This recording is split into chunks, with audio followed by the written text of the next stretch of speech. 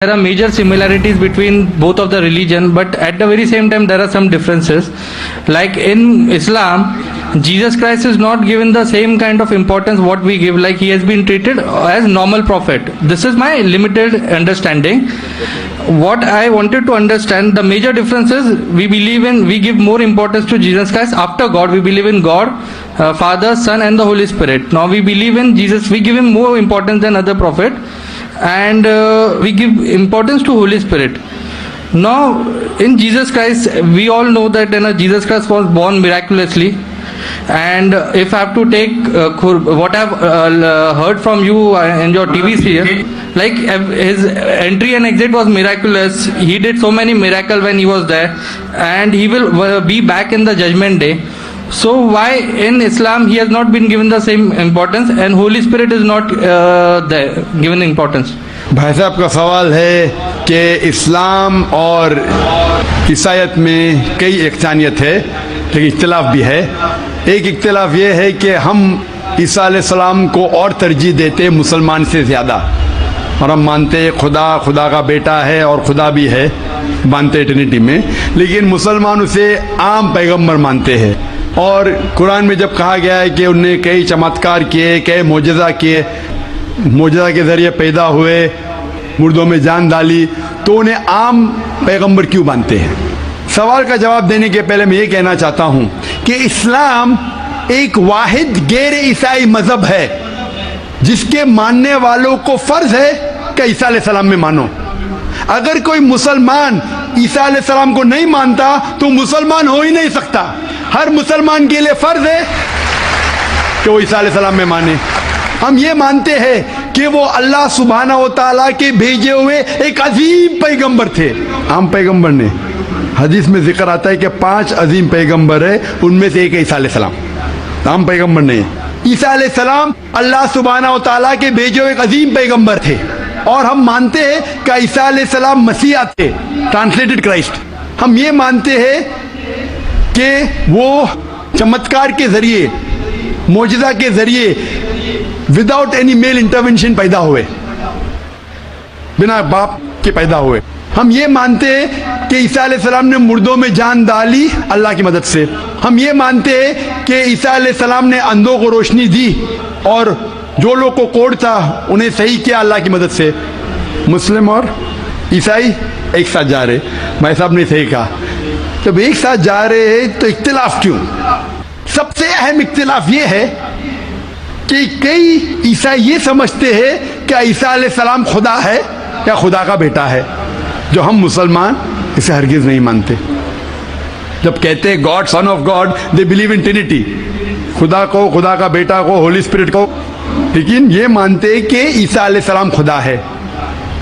ये एक अहम इख्तिलाफ है। छोटे इख्तिलाफ और है, सबसे अहम इख्तिलाफ है कि ईसा अलैहिस्सलाम खुदा का बेटा है। जब आप बाइबल पढ़ेंगे, मैं तालिब इल्म हूँ ज़िक्र मज़हब का, मैं बाइबल पढ़ चुका हूँ। बाइबल में एक भी वर्स नहीं है जिसमें साफ तौर पर बिना कोई शक, बिना कोई शुबा लिखा हुआ है जहाँ ईसा अलैहिस्सलाम खुद कहते हैं कि मैं खुदा हूँ या आप मेरी इबादत करो। अगर आप कोई भी बाइबल में से एक वर्स दिखा सके मुझे जहाँ ईसा अलैहिस्सलाम खुद कहते हैं कि मैं खुदा हूँ, बिना कोई शक के, बिना कोई शुबा के, और कहते हैं कि मेरी इबादत करो, मैं क्रिश्चियन बनने को तैयार हूँ आज ही।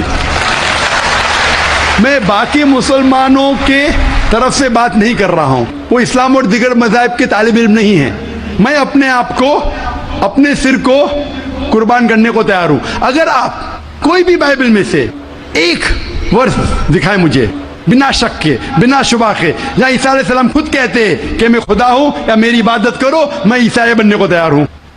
जब आप बाइबल का मुताला करते में पता चलता है कि ईसा अलैहिस्सलाम खुद कह रहे हैं गॉस्पेल ऑफ जॉन में चैप्टर नंबर 14 वर्स नंबर 28 में, ईसा अलैहिस्सलाम खुद कहते हैं मैं father is greater than I, मेरे वालिद, मेरे खुदा मेरे से ज़्यादा अजीम है। Gospel of John chapter number 10 verse number 29, my father is greater than all, खुदा सबसे ज्यादा अजीम है।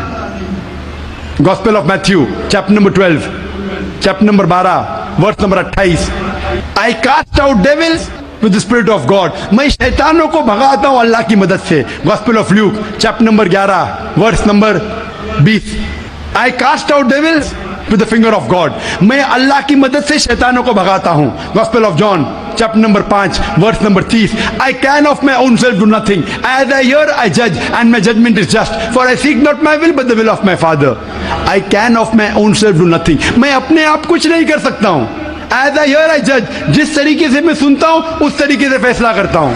As I hear I judge and my judgment is just. For I seek not my will but the will of my Father. क्योंकि मैं अपने आप से कुछ नहीं कहता हूं. जो खुदा चाहते हैं वही करता हूं. अगर कोई भी इंसान ये कहता है कि जो खुदा चाहते हैं मैं करता हूं, उसे अरबी में कहते हैं मुस्लिम.